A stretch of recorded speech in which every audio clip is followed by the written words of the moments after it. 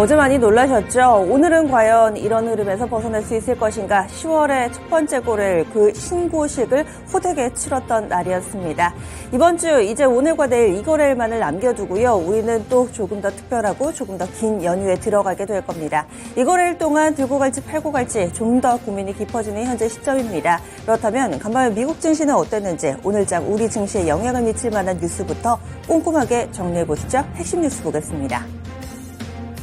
첫 번째 소식입니다. 미국 증시 흐름부터 아마 가장 궁금하실 겁니다. 결자 해지라는 사자성어가 생각나는데요. 국채금리 급등으로 인해서 만들어진 이 미국 증시의 급락, 국채금리가 제자리를 찾아가면서 이 증시도 역시나 이 반등하는 모습이었습니다. 국채금리가 10년물 기준으로 4.8% 넘었다라면서 어제 전 세계 글로벌 증시와 또 글로벌 자산 시장이 떠들썩했습니다. 그런데 그래도 4.7% 수준으로 회귀하는 모습을 보여줬는데요. 여기에 큰 영향을 미친 것은 고용입니다. 시장에 짚혀진 불을 이 고용과 관련된 지표가 조금은 사그라들게 만들고 있는 상황인데요. 자세히 들여다보면 ADP 9월의 민간 고용 데이터가 나왔습니다. 전월 대비했을 때 8만 9천 개 증가했다라고 하는데요. 예상치가 15만 건 정도였습니다. 그런데 예상치의 거의 반토막 정도 수준이었죠. 2년 만에 가장 낮은 수준의 증가율을 보여주면서 고용의 열기가 조금은 식고 있다라는 쪽으로 해석이 됐습니다.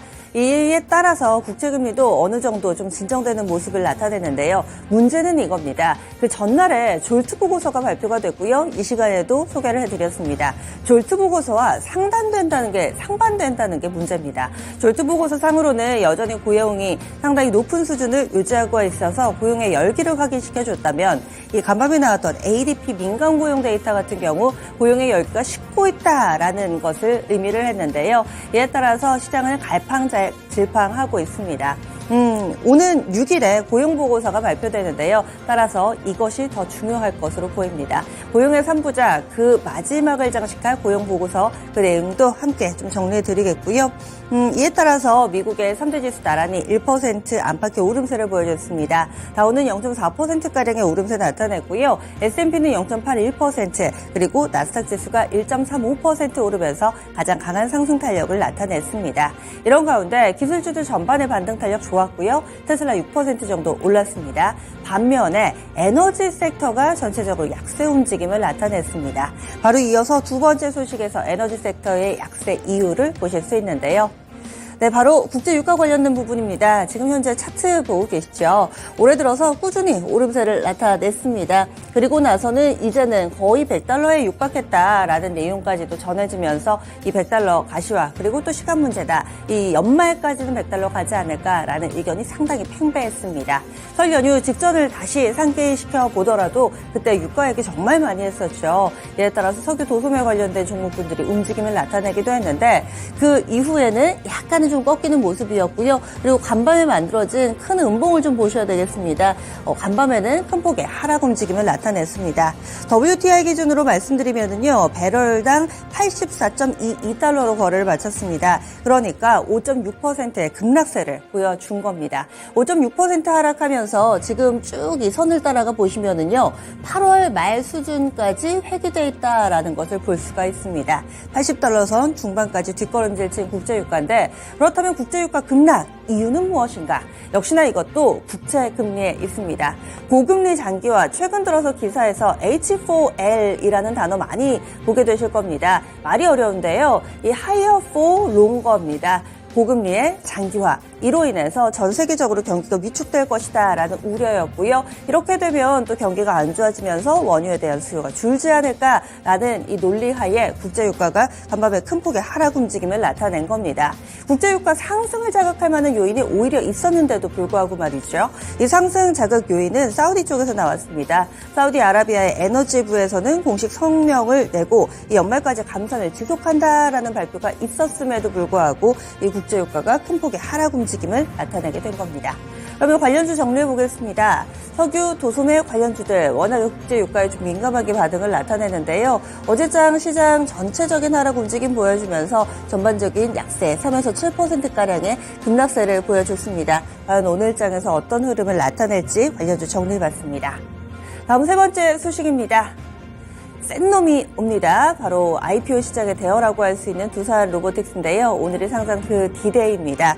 전반적인 내용 전해드리면은 공모가는 26,000원으로 확정이 됐습니다. 이 두산 로보틱스에서 이야기했던 공모가 밴드 최상단에서 결정이 된 건데요. 당초에 이야기했던 거는 21,000원에서 26,000원이었고요. 그리고 청약 경쟁률이 상당히 높은 수준으로 발표가 되면서 희망 공모가 밴드 상단에서 결정됐습니다. 일반 청약 경쟁률이요. 542대 1 정도가 됐습니다.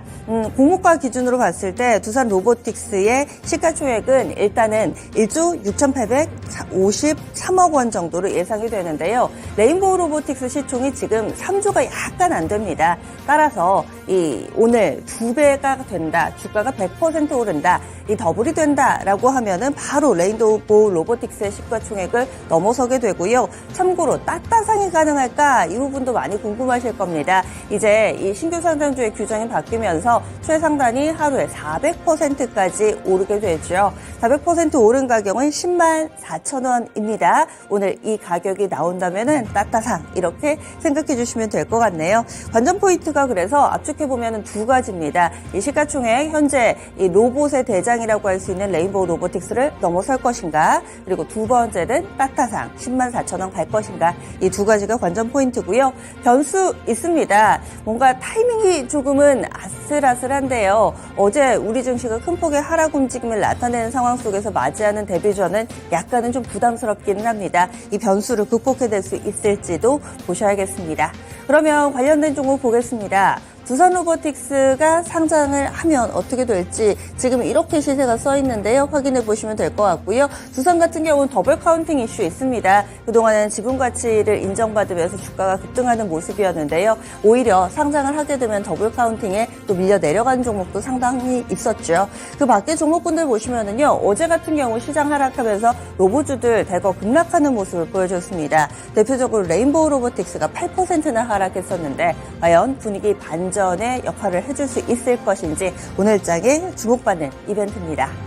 다음은 가격 인상과 관련된 내용 연달아서 전해드리겠습니다. 삼성전자입니다. 일부 매체 단독 보도여서 추이를 향후에 좀 더 지켜보실 필요가 있는데요. 삼성전자 쪽에서 낸드 플래시 가격을 10% 인상 추진한다라는 일부 매체 보도가 있었습니다. 기간은 4분기 중, 그러니까 연내할 것 같다라고 업계에서는 보고 있는 상황인데요. 그렇다면 낸드 플래시 가격 인상을 추진하는 그 배경이 궁금하실 겁니다. 낸드 플래시 공급 가격이 지나치게 낮다는 판단에서인데요. 인상된 가격은 이달 신규 계약건부터 적용될 것으로 관측됩니다. 이 낸드 플래시 부분의 수익성을 회복하기 위한 행보로 풀이되고 있고요. 업계의 선두주자라고 할 수 있는 삼성전자가 가격을 인상 추진한다면 후발주자라고 할 수 있는, 그리고 경쟁사들 키옥시아나, SK, 그리고 웨스턴 디지털을 비롯한 다른 업체에 어떤 영향을 미칠지도 주목됩니다. 어제 반도체주들은 상대적으로 나은 흐름을 보여줬습니다. 이 4분기 반도체에 거는 기대도 상당하죠. SK하이닉스는 강보합권에서 거래를 마쳤고요. 삼성전자도 많이 안 밀렸습니다. 1.3%가량의 하락인데 이 낸드 가격 인상 모멘텀이 어떻게 반영될지 여부 보시기 바랍니다. 마지막 소식입니다. 전기세가 또 올라갈 수도 있어 보입니다. 신임 이 한국전력 사장 김동철 사장이 어제 기자간담회를 가졌는데요. 여기에서 의미 있었던 발언도 몇 가지 정리해 볼 수 있겠습니다. 핵심 내용을 보자면은 킬로와트 시당 25.9원을 더 올려야 된다. 거의 26원 가깝게 더 올려야 된다라고 이야기를 했는데요. 이 근거를 이야기하자면은 당초에 정부 계획대로면은 올해 45원 정도 올려야 했었는데 기후환경 요금을 제외하고 한 20원 정도밖에 올리지 못해서 당초 계획대로 26원가량 더 올리면 계산이 맞다, 이렇게 이야기하고 있습니다.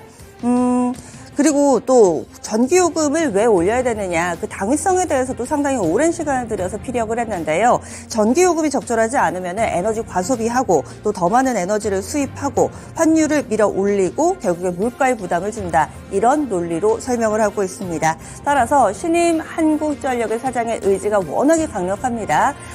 전기요금 인상 수순으로 가지 않을까. 이럴 경우에는 철강을 비롯해서 전기를 많이 사용하는 산업용 전기세까지도 다소 다소 좀 부담이 될 수 있는 상황입니다. 그리고 서민경제에도 워낙에 밀접하게 관계를 가지고 있어서 올리는 게 또 쉽지만은 않을 것이다 라는 평가들도 이어지고 있는데요. 들썩이는 전기세 다시 한번 더 주목해야 할 때입니다.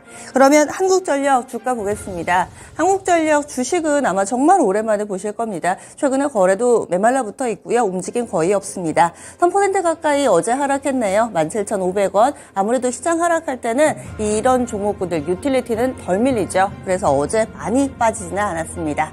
핵심 뉴스와 관련주 알아봤습니다. 오늘도 개장은 증권통과 함께 하시죠.